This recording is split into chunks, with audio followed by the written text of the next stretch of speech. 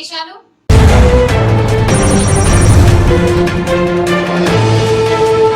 మారనున్న Gadwal railway junction రూపురేఖలు.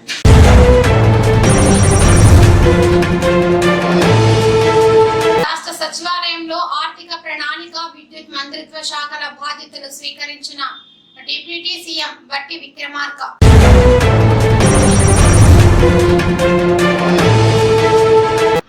ప్రతిపక్ష పాత్రను బాధ్యతగా నిర్వహించాలని పార్టీ నేతలకు సూచించిన కేటీఆర్.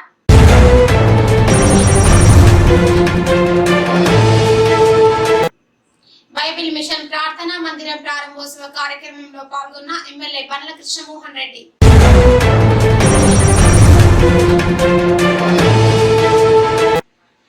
ఇక వివరాల్లోకి వెళ్తే బీచుపల్లి రంగాపురం సమీపంలో 2 వాహనాలు యాక్సిడెంట్ కావడం వలన ఎర్రవల్లి వరకు ట్రాఫిక్ జామ్ కావడం జరిగింది. మొత్తం క్లియర్ కావడానికి గంట సమయం పట్టింది.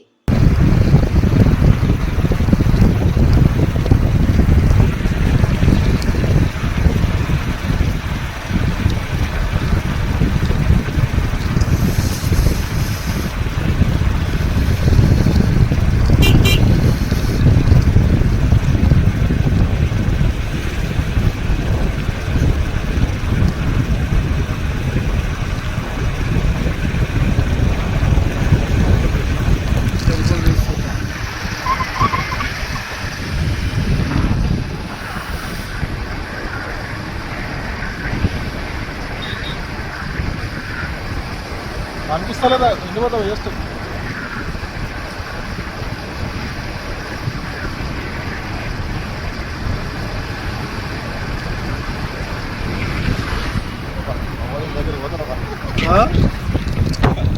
ఆడలేదు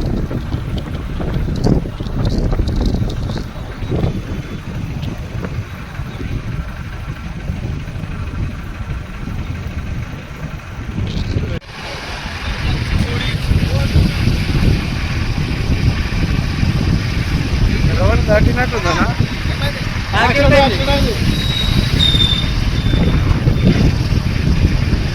ఎర్రవల్ తగిలినట్టుందనా?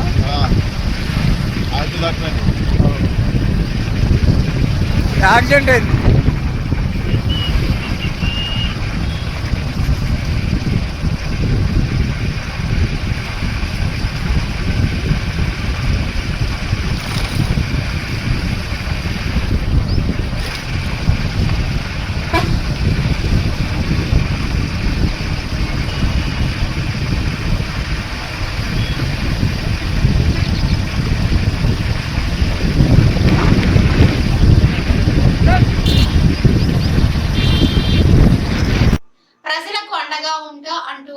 మహబూబ్ జడ్చర్ల పట్టణంలోని మాజీ మంత్రి లక్ష్మారెడ్డి తన నివాసంలో టిఆర్ఎస్ నాయకులతో మీడియా సమావేశం ఏర్పాటు చేశారు.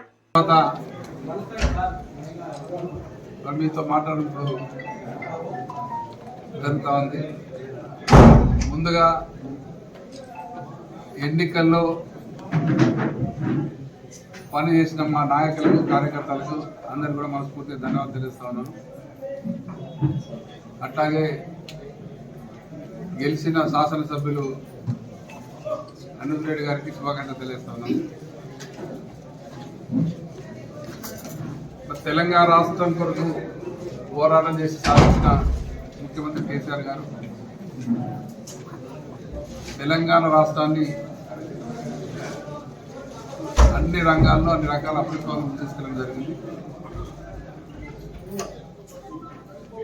ప్రజలు ఆశించిన దానికంటే కూడా ఎక్కువగా అభివృద్ధి కానీ సంక్షేమ పథకాలు ప్రవేశపెట్టడం జరిగింది. గతంలో కాని పనులన్నీ కనీసం ఎవరు ఊహించని కార్యక్రమాలు ముఖ్యమంత్రి చేపట్టి రాష్ట్రాన్ని దేశంలోనే ఒక గొప్ప రాష్ట్రంగా తీర్చిదిద్దడం జరిగింది. మరి 9.5 సంవత్సరాల్లో గతంలో 70 ఏళ్ల పాలనలో జరగని అభివృద్ధి చేసి చూపించడం జరిగింది. అభివృద్ధి కావచ్చు, సంక్షేమం కావచ్చు, ఎవరు ఊహించని కార్యక్రమాలు పేద ప్రజలు అందించడం జరిగింది. అట్లాగే వ్యవసాయ రంగానికి అధిక ప్రాధాన్యత ఇచ్చి రైతు బాగుండాలి, రైతు బాగుంటేనే రాష్ట్రం బాగుంటుంది విధంగా ఎన్నో రకాల కార్యక్రమాలు రైతులు చేపట్టడం జరిగింది. దేశంలో కాదు ప్రపంచంలో కూడా ఎక్కడ కూడా రైతులకు సహకారం అందించిన ఏకైక ముఖ్యమంత్రి కేసీఆర్ గారు. రైతు బంధు అనే పథకాన్ని గొప్ప పథకాన్ని ప్రవేశపెట్టి రైతులకు అండగా ఉండి రైతులు రాజులు చేసే దిశగా ముందుకు పోవడం జరిగింది. అదేవిధంగా వ్యవసాయ రంగం బాగా అభివృద్ధి జరిగింది, రైతులంతా అభివృద్ధి జరిగింది కాబట్టారు.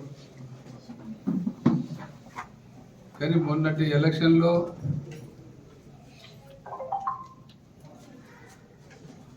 ప్రతిపక్ష పార్టీ వాళ్ళు చేసిన వాగ్దానాలు కానీ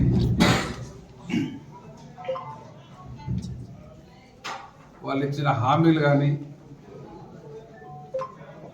ఎందుకంటే గతంలో ఇప్పుడు జరగనివి 10 ఏళ్ళు జరిగినాయి, మరి ఇంకా ఏమో జరుగుతాయనే ఫీలింగ్లో ప్రజలు మరి కాంగ్రెస్ పార్టీకి అవకాశం ఇచ్చిండ్రు. మరి మంచిది, ఎందుకంటే ప్రజలకు ఇంకా మంచి జరుగుతుందంటే సంతోషం. వాళ్ళు ఇచ్చిన హామీలన్నీ నెరవేర్చి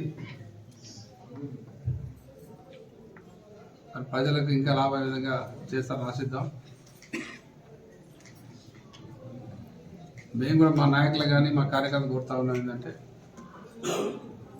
వాళ్ళు ఏదైతే హామీలు ఇచ్చిండ్రో ఏదైతే చేస్తానికి సమయం ఇచ్చిండ్రో అప్పటి వరకు ఏం చూద్దాం, ఎక్కడ తొందర లేదు.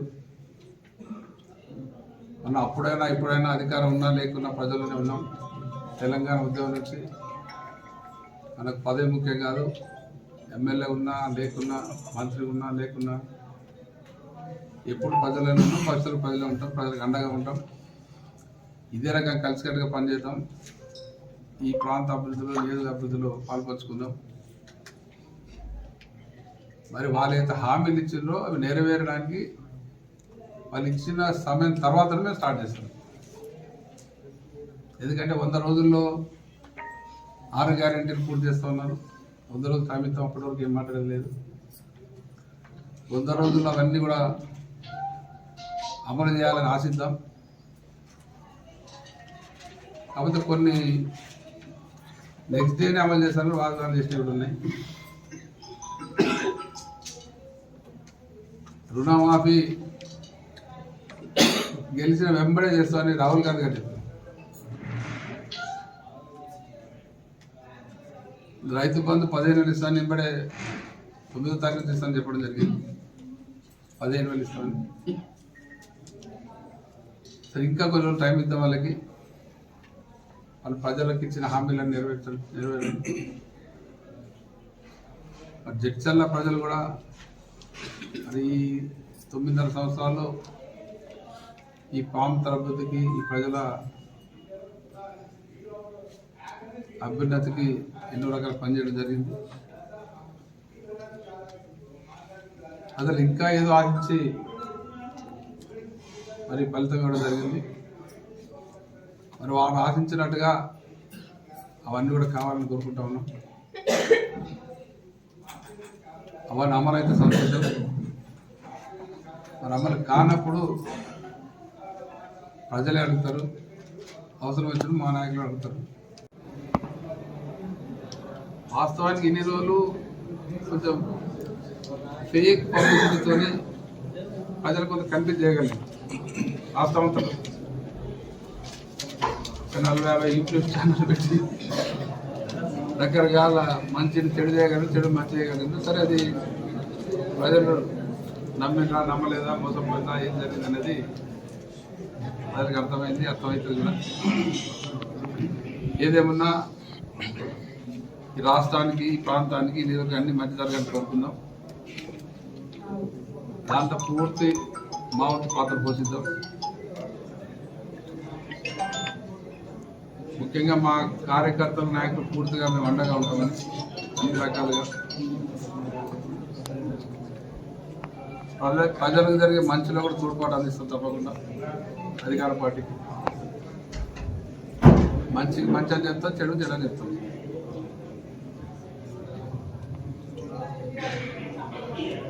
మీరు అట్లా ముందుగా ఫైనల్గా మీడియా మిత్రులందరికీ ధన్యవాదాలు తెలియజేస్తాను. ఇదే రకంగా కాన్స్టిట్యూన్సీ అభివృద్ధికి మీ అంత పాత్ర పోషించాలని అందరికీ నమస్కారం తెలియజేస్తాను. జై తెలంగాణ. కొన్ని మాత్రం పదవి కానీ ఆచరణ సాధ్యం కానీ హామీలు ఇవ్వడం జరిగింది.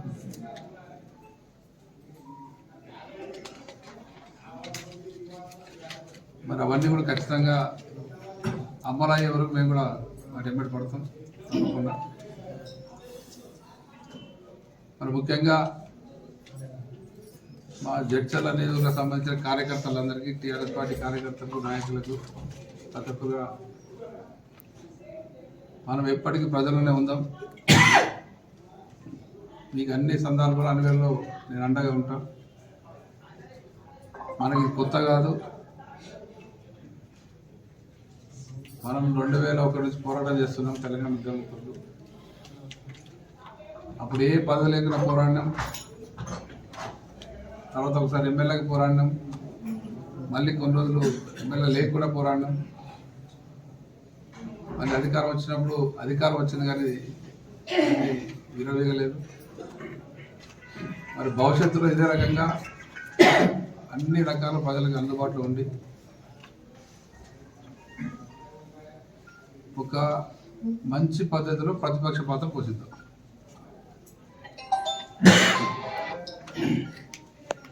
కానీ ప్రజలు అర్థం చేసుకోవాలి ఏంటంటే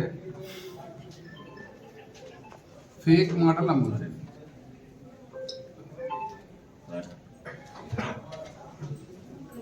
కొన్ని మాటలు చూస్తే నేను ఇప్పుడే మాట్లాడే సందర్భం కాదు. మాట్లాడే వాళ్ళు ఏం మాట్లాడుతూ వాళ్ళకి అర్థం కాకుండా మాట్లాడుతున్నారు. ఇంకా సరే ఇప్పటి వరకు ప్రజలు మభ్యపెట్టిండ్రు. సరే ప్రజలు తెలియకనో రిజల్ట్ ఇచ్చారు. కానీ ఇప్పుడైనా నిజాలు మాట్లాడితే బాగుంటుంది. ప్రజలు ఇంకా మోసం చేసే పద్ధతులు మాట్లాడేది కరెక్ట్ కాదు. ప్రజలు అన్నిసార్లు మోసపోరు. ఒకసారి మోసపోయారు, కొన్ని మోస మాటలు విన్నారు. ఒకరికి రాష్ట్రం మొత్తం కూడా కొంత సోషల్ మీడియా ద్వారా కావచ్చు, కొన్ని అవతల్లి మాట్లాడితే కావచ్చు, ఇంకా రాబోయింది. ఎందుకంటే గతంలో వేపు చూడలేదు. ఈ స్కీములన్నీ ఏదైతే కాంగ్రెస్ పార్టీ వాళ్ళు మాట్లాడిన స్కీములన్నీ కూడా కేసీఆర్ పెట్టినాయి, మనం పెట్టినాయి. వాటిని మేము ఇంకెక్కువ చేస్తామని చెప్పారు. ఒకటి కొత్త స్కీమ్ ఉంది. మరి అంతకుముందు ఎవరికి ఊహించని కార్యక్రమం లేదు. ఈ రైతు బంధు కానీ, రైతు బీమా కానీ, ఇటువంటి కార్యక్రమాలు ఎవరు కనీసం ఆలోచించే కార్యక్రమం. వాళ్ళు ఏదంటే అదే దాన్ని మేము 15,000 ఇస్తాను, 10,000 ఇస్తాను. మరి చేయండి, చెప్పారా కానీ ఇప్పుడు 10,000. ఇప్పుడైతే 10,000 వస్తాయి. మా గవర్నమెంట్ వస్తుంది, నెక్స్ట్ టైం 15,000 ఇస్తాను రైతు బంధు. మీరు ఇప్పుడు తీసుకోకండి, ఎప్పుడైనా 15,000 ఇస్తాను. రైతులకు పట్టదారులకు ఇస్తున్నారు, కౌలు రైతులకు ఇస్తున్నారు, రైతు కూలీలకు ఇస్తున్నారు. మరి ఆ హామీ కూడా నిలబెట్టుకోవాలి. మరి రాష్ట్ర పరిస్థితి అది. మన నియోజకవర్గానికి సంబంధించి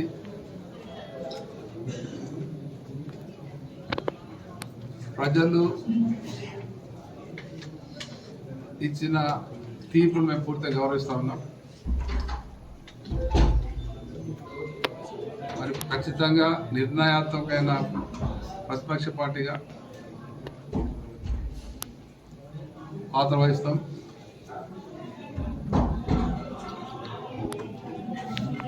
ఈ నియోజకవర్గ అభివృద్ధికి పూర్తిగా సహకరిద్దాం.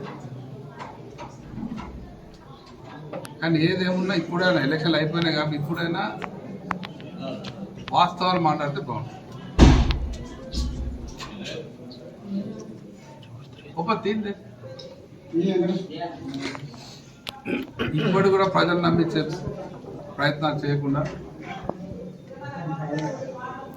అంటే మేము ఇప్పుడే కౌంటర్ ఇసుకొని స్టార్ట్ చేస్తే బాగుండదు ఇవ్వట్లేదు.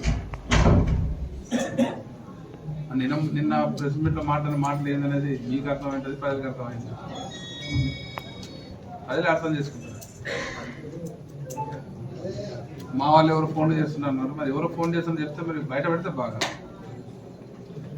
ఉట్టిగానే మీరు చేయొద్దు కదా, వాళ్ళందరూ చేసారు నేను వద్దానని చెప్పాలి. ఉంటే నా ఎవరన్నా ఫోన్ చేయండి, ఫోన్ మస్తు ఫోన్లు అంటే గెలిచిన కాబట్టి శుభాకాంక్షలు చెప్పినా కూడా చేయొచ్చు ఎవరన్నా, తప్పేం లేదు దాంట్లో. ఇప్పుడు ముఖ్యమంత్రి రేవంత్ రెడ్డి ఆయన అన్ని పార్టీలకు శుభాకాంక్షలు చెప్పిండ్రు, దాంట్లో జైన్ అయినట్టు అది ఎమ్మెల్యే గెలిచినావు కాబట్టి నీకు ఎవరైనా మరి శుభాకాంక్షలు చెప్పడానికి చేసి ఉండొచ్చు. అంత మాత్రాన జైన్ కావడానికి వస్తున్నారు, మాకు ఫోన్ చేస్తున్నారు, నేను ఫోన్ ఎత్తానని ఇటువంటి మాటలు కాదు. ఎందుకంటే మా నాయకులు కార్యకర్తలు కించపరిచినట్టు, అవమానపరిచినట్టు. అటువంటి ఏమంటే వాస్తవం ఏదంటే అది బయట పెట్టాలి, లేకుంటే మాట్లాడద్దు దాని గురించి.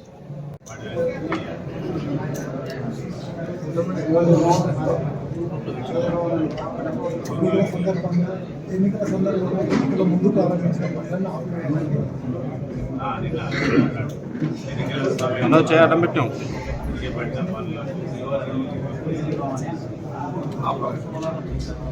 మంజూరు లేకుండా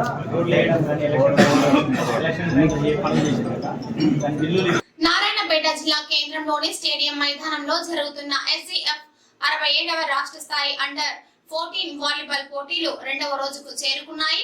ఉమ్మడి జిల్లాలోని 10 జిల్లాల్లో నుండి బాలబాలికలు పోటీలో పాల్గొన్నారు. నేటితో ముగిసిన లీగ్ పోటీలు. తెలంగాణలో కొలువుదీరిన కొత్త ప్రభుత్వం ఆధ్వర్యంలో ఇటీవలే అసెంబ్లీ సమావేశమైంది. కొత్త ఎమ్మెల్యేలతో ప్రొటెం స్పీకర్ అక్బరుద్దీన్ ఓవైసీ ప్రమాణ స్వీకారం చేయించారు. అనంతరం సభ వాయిదా పడింది. తిరిగి ఇవాళ మళ్ళీ శాసనసభ సమావేశం జరిగింది. ఈ రోజు ఉదయం 10:30 రాష్ట్ర శాసనసభ ప్రారంభం అయింది. గత సమావేశంలో ప్రొటెం స్పీకర్ తో కలిసి 101 మంది ఎమ్మెల్యేలు మాత్రమే ప్రమాణ స్వీకారం చేశారు. ఈ క్రమంలో ఇవాళ ప్రొటెం స్పీకర్ మిగిలిన ఎమ్మెల్యేలతో ప్రమాణం చేయించారు. గద్వాల్ చేనేత జరీ చీరలకు ప్రసిద్ధి, 3 నీటిపారుదల ప్రాజెక్టులకు నిలయం, తెలంగాణలో అతిపెద్ద సంస్థానం, నడిగడ్డగా నామకరణం, చరిత్ర కలిగిన గద్వాల్ రైల్వే జంక్షన్ ను అమృత్ స్టేషన్ కింద ఎంపిక చేశారు. సర్క్యులేటింగ్ ఏరియా, ముఖ భాగం, elevation, entrance porch, AC waiting hall, FOB మొదలైన అభివృద్ధి పనులు చేపట్టబోతున్నారు. గద్వాల్ పట్టణంలో ZP chairperson Saritamma Congress party కార్యాలయ ఆవరణలో కేటీదొడ్డి మండలం కాంగ్రెస్ పార్టీ కార్యకర్త రైతు తిరుపతి తెచ్చుకున్న నూతన ట్రాక్టర్ ను కాంగ్రెస్ పార్టీ సీనియర్ నాయకుడు తిరుపతయ్య ప్రారంభించారు. వీరిని సన్మానించారు.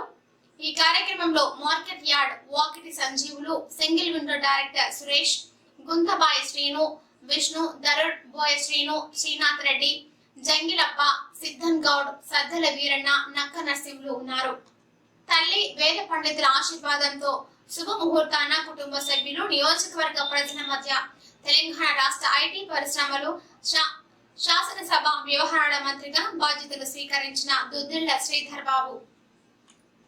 కాంగ్రెస్ పార్టీ ప్రకటించిన 6 గ్యారెంటీల అమలులో భాగంగా మహాలక్ష్మి పథకం ద్వారా మహిళలకు కల్పిస్తున్న ఉచిత ఆర్టీసీ బస్సు ప్రయాణం సబ్సిడీని 374 కోట్ల రూపాయలు ఆర్టీసీకి విడుదల చేస్తూ డిప్యూటీ సీఎం బట్టి విక్రమార్క తొలి సంతకం చేశారు. రాజీవ్ ఆరోగ్యశ్రీ సహాయాన్ని 10 లక్షలకు పెంచుతూ ప్రభుత్వం తీసుకున్న నిర్ణయానికి అనుగుణంగా 298 కోట్ల రూపాయలను వైద్య ఆరోగ్య శాఖకు విడుదల చేస్తూ 2వ సంతకాన్ని చేశారు. విద్యుత్ సబ్సిడీ 996 కోట్ల రూపాయలు విడుదల చేస్తూ ఫైలుపై సంతకం చేశారు. సమ్మక్క సారక్క జాతర ఏర్పాట్ల కొరకు 75 కోట్ల రూపాయలు వివిధ శాఖల మంజూరుకు సిఫారసు చేసిన ఫైలుపై సంతకం చేశారు. ప్రజలు ఇచ్చిన ప్రతిపక్ష బాధ్యతను విజయవంతంగా స్వీకరిద్దామని ఎమ్మెల్యేలకు ఆ పార్టీ నేతలతో గురువారం నిర్వహించిన సమావేశంలో కేటీఆర్ అన్నారు. రాష్ట్రంలో బీఆర్ఎస్ నాయకత్వంపై సానుకూల స్పందన వస్తోందని వెల్లడించారు. 10 ఏళ్లలో బీఆర్ఎస్ అనేక అద్భుతమైన కార్యక్రమాలు చేపట్టిందని కేటీఆర్ గుర్తు చేశారు. రాష్ట్ర ప్రజలు తమ పార్టీకి ప్రతిపక్ష హోదా ఇచ్చారని ఆ బాధ్యతను స్వీకరిస్తామని ఆయన వెల్లడించారు. నాడు అధికారం ఇస్తే ఎంత బాధ్యతగా ఉన్నామో నేడు ఓడిన తర్వాత అంతే బాధ్యతగా ఉంటామని కేటీఆర్ తెలిపారు. ఈ ఎదురు దెబ్బను పాఠంగా నేర్చుకొని ఓటమికి గల కారణాలను లోతుగా విశ్లేషించుకుంటామని వారు తెలిపారు. కల్వకుంట్ల తారక రామారావు అనే నేను శాసనసభ సభ్యునిగా ఎన్నికైనందున శాసనం ద్వారా నిర్మితమైన భారత రాజ్యాంగం పట్ల నిజమైన విశ్వాసం, విధేయత చూపుతానని, భారతదేశ సార్వభౌమాధికారాన్ని, సమగ్రతను కాపాడుతానని, నేను స్వీకరించబోయే కర్తవ్యాన్ని శ్రద్ధాసక్తులతో నిర్వహిస్తానని పవిత్ర హృదయంతో ప్రతిజ్ఞ చేస్తున్నాను. తెలంగాణ శాసనసభ్యుడనైన కల్వకుంట్ల తారక రామారావు అనే నేను సభా నియమాలకు కట్టుబడి ఉంటానని, వాటిని అనుసరిస్తానని, సభా మర్యాదలను పాటిస్తానని, సాంప్రదాయాలను గౌరవిస్తానని పవిత్ర హృదయంతో ప్రతిజ్ఞ చేస్తున్నాను.